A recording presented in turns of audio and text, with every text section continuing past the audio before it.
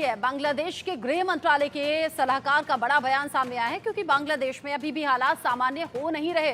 सलाहकार एम शेखावत हुसैन का भड़काऊ बयान सामने आया है जिसमें उन्होंने बिना नाम लिए भारत पर साधा है निशाना।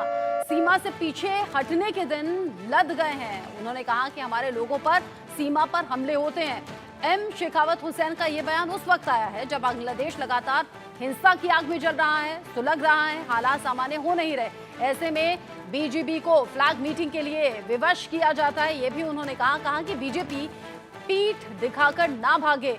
एम शेखावत हुसैन की तरफ से ये बड़ा बयान सामने आया। वो कह रहे हैं हमारे क्षेत्र में घुसते हैं और हमला करते हैं। बीजीबी का मतलब है बॉर्डर गार्ड बांग्लादेश। ऐसे में सीधे तौर पर बड़ा इल्जाम भी लगा दिया गया। बांग्लादेश के गृह मंत्रालय के सलाहकार जो इस वक्त बड़ा बयान दे रहे हैं, सलाहकार एम शेखावत हुसैन ने भड़काऊ बयान दिया है। बिना नाम लिए भारत पर निशाना साधा उन्होंने।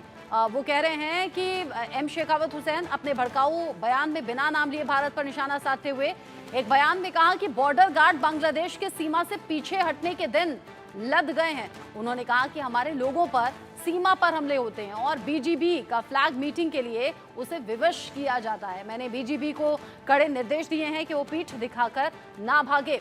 उन्होंने ये बात मंगलवार को बीजेपी मुख्यालय के बीजीबी अस्पताल में इलाज करा रहे बीजीबी सदस्यों से मिलने के बाद पत्रकारों से कही।